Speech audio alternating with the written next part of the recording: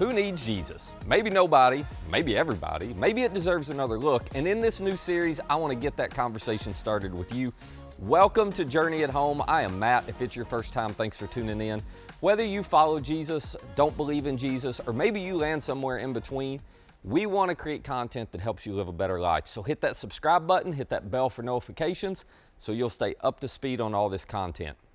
So this is episode 1 of a series that's built around the simple question, who needs Jesus? Some of us say everyone. Some of us say no one. Some of us say, well, we used to, but we moved on or we've grown beyond it. Some of us claim that we need Jesus, but we don't live or act like it. Some of us only think we need a little dose of Jesus every now and then we'll be just fine. He's kind of like a fire extinguisher, you know. We only pull him out when there's an emergency. But very few people actually live like they need Jesus. Because whether you consider yourself a follower of Jesus or not, most of us truly are skeptical that fully and completely following Jesus really leads to a better life. I mean, let's just lay it all out there. If we Christians believed it, well, we would do it, wouldn't we? We wouldn't pick and choose which parts of Jesus' teaching to pay attention to. At least those of you who aren't Jesus followers, well, you're honest enough to admit you don't buy into it. So during this series, I have an agenda and I just want to lay it out right here from the start. I'm not going to hide anything. My goal is for us to have a candid, open, honest conversation about the skepticism, about the reluctance that many of us have to fully following Jesus. Now, don't misunderstand me. My goal here is not to criticize you for being skeptical. It's not to be critical or guilt you for pretending and deconstructing or denying that Jesus is worth following. I want us to lean into the reasons for our skepticism. I want us to explore together whether anyone really does need Jesus. And this is going to require you to be honest with yourself. Now, none of us are as good at being honest with ourselves as we think we are. But self-deception always takes us in a bad direction. You can't get where you want to go or be who you want to be if you lie to yourself about yourself. So let's start our self-evaluation here. Which of these do you want most in life? Truth or happiness? I mean, if you could only have one, which one would you pick? The famous mathematician Blaise Pascal said, people almost invariably arrive at their beliefs not on the basis of proof, but on the basis of what they find attractive. In other words, none of us wake up each morning on a truth quest going, oh man, I'm willing to abandon all my beliefs and just go wherever the truth takes me. No, we wake up chasing happiness, and we'll take that over truth any day. Happiness trumps everything for most of us. So the question becomes, well, who needs Jesus to be happy? Sometimes following Jesus seems to get in the way of being happy if we're honest, so why not just chase happiness without him? Now, throughout history, some really smart people have proposed a lot of different approaches to being happy without Jesus being there in the mix. And I'm not going to bore you with all the philosophy, but I want to give you a quick summary, okay? The one most of us have adopted, the idea that most of us live by, is that we believe happiness is out there somewhere. Now, you may not have achieved it yet, but you absolutely believe it's possible, and so you start pursuing it. This is where some of you are right now. You're certain at some point in your future, you know, if you make the right choices or achieve the right things, find the right romantic partner, you marry the right spouse, choose the right career, make the right amount of money, you own the right stuff, whatever it is for you, you think, okay, once I do that, then I'll be happy. Ironically, people like this are usually very empty and discontent, but pursuing happiness is a really welcome distraction from all the discontentment. The problem is, pursuing happiness is not going to distract you forever. That's why some of you have moved on to resenting the idea of happiness. And all I mean by that is, you thought you'd be happy by this point in your life, but you are not. So you resent and you blame all the things that you feel got in your way of being happy. Maybe for you, you think a whole group of people are keeping you from happiness. It's those rich people, they're holding you back. It's those Democrats, it's those Republicans, it's those corporate folks.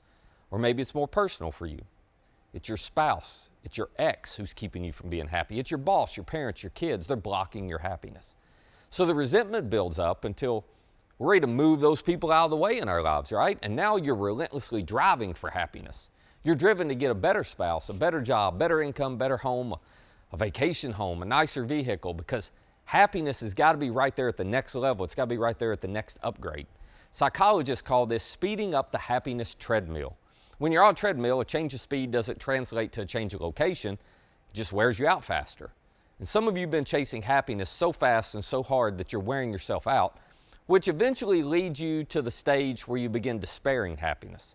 Now, this is where you start wondering, Well, what if I'm never going to be happy? At this stage, we've achieved everything we thought would make us happy, but none of it's actually delivered what we wanted, and so we start blaming ourselves. In other words, there must be something wrong with me. Maybe I didn't do it right. Maybe I don't have enough, or I haven't done well enough, and you start hating yourself. My guess is most of us find ourselves in one of those stages of trying to find happiness right now. Now, you might be thinking, but Matt, you haven't mentioned the obvious answer. Happiness comes from love, Matt, and when I have the kind of loving relationships I want, I'm going to be happy for life. And I actually think you're onto something. I wouldn't argue that love is key to happiness, but I would ask you which love is going to make you happy. Now, if you'll be patient with me for a minute, I want to introduce Jesus into this conversation because he pointed us in the right direction. Jesus was very clear about the connection between love and happiness. One day, a man asked Jesus, what's most important in life? What should I focus on? Now, I want you to think about how you would answer that question. What is the most important thing for you to focus on in life? Specifically, what's most important for you to focus on that's going to make you happy? How would you answer that? Well, Jesus' answer was simple. He said, love the Lord your God with all your heart, with all your soul, with all your mind. It's the first and the greatest commandment. And, he said, the second is like it. You should love your neighbors yourself. And then he summed it up by saying all the law and the prophets hang on these two commandments. So Jesus says you can experience the life that he claims God created you to live in 3 simple steps. Love God, love yourself, and love others. According to Jesus, happiness is found when you make your love for God your greatest love. Now, why would he say that? It sounds a bit self-serving if we're honest. I mean, does his ego just need some propping up? No, here's why he says it. Nothing in this life can fully give us happiness. So for us to be happy, Jesus has to direct our attention to something outside of our lives. Because when our primary love is something in this world, we always end up wrecking our world. Let me explain. When I make something the primary love of my life, it becomes the foundation or the center of my life. It's what I expect will provide me security and significance in life. So whatever that thing is, I attach my heart to it with such powerful intensity that I cannot imagine life without him or life without her or life without it. And that causes me to become really protective of that thing I love the most, because if I lost it, I would lose my happiness in life. I'd lose my reason for being, which explains why whenever the thing that you love most seems to be uncertain, or it seems or feels threatened in some way, well, you begin to feel envy, you begin to feel resentment, you begin to feel anxiety. So you see the dilemma this can create? If you make the primary love of your life anything or anyone but Jesus, then one day, because of the inevitable disruptions, because of the changes that life always brings, you're going to lose what you love the most. That's going to leave you fragile and vulnerable, which is why there's an undercurrent in your life of anxiety and discontentment, because you intuitively know eventually something's going to take or shake the thing that you love most that's the source of your happiness. That is why there's nothing in this world that's going to deliver lasting happiness for you when you love it the most. But there's one other dilemma with this. Think about what you do to others when you make them what you love most. For example, if you love your children more than you love God, you place your need for security and significance on your kids. You need them to succeed so that you can be happy. You need them to love you so that you can be happy. What are you going to do? You end up loving them too much. You end up putting a weight of expectations on them that either drives them away or it crushes them. Same if you love your spouse or your partner more than you do God. The intensity of your love always impacts the object of your love. And no human being can carry the weight of being the ultimate source of your happiness. In the same way, you could talk about if you love your work or hobby or money or possessions more than you love God, you'll end up loving that more than the people in your life. And then those people, your family, whoever, they're going to suffer too. Your friends are going to suffer. Your own health is going to suffer. The point is, you'll hurt yourself. When you love anything more than God, you harm whatever you love, and you end up deeply dissatisfied and discontent. So Jesus invites you to love him first and foremost, because he's the only one who cannot be taken or shaken from you. He's the only one you never have to fear you'll lose, and he is the only one who can carry the weight of your love's full intensity. So all the way back to our original question. Who needs Jesus to be happy? Well, I would suggest we all do, which is why I want to invite you to consider not changing what you love, but just reordering it. What if you loved in the order that Jesus recommended? What if you decide, I'm going to love God first, I'm going to love myself, I'm going to love others, and then I'm going to love, all the other stuff in my life. Now, don't misunderstand me. I'm not saying your problem is that you love your family or your job or, whatever too much. You should not change how much you love them. Your problem isn't that you should love yourself less. No, you can't love others if you don't love yourself. The problem is just that you don't love Jesus more than all of those people and all those things. Your loves are just out of order. And that always harms you and the people around you. If I love myself more than I love Jesus, I become self-centered and narcissistic.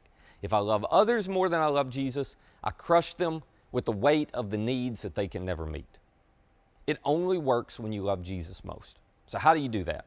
Well, you can't just tell yourself, start loving Jesus more. The only way to love Jesus more is actually to discover how much Jesus loves you. A toddler doesn't learn to talk by you commanding them to talk. A toddler can only learn to talk by hearing people talk. And in the same way, you cannot force yourself to love Jesus more. You have to put yourself around people and in environments that help you recognize how much Jesus loves you. And then your love for him is just a reflection of his love for you. So here's what I want to invite you to do. Would you just choose one activity or habit, even if you're not a follower of Jesus yet, choose one activity or habit that's going to help you better learn how much Jesus loves you, and just do that for the next month. Even if you're skeptical of Jesus, it is worth you trying this just to see if you missed something, okay? So maybe you commit to watch this every week for the entire series, or maybe you decide you're going to go to church every Sunday for a month, or maybe you get the Bible app on your phone and you read a devotional every day. Maybe you read a book, or you reach out to someone you know who's a Jesus follower and you start asking them questions. I don't know what that activity or habit looks like for you, but here's what I know. Happiness comes when you love God most, and then you love yourself, and you love others. Loving properly is the secret to being happy. So go check it out, find a habit, and try it this week.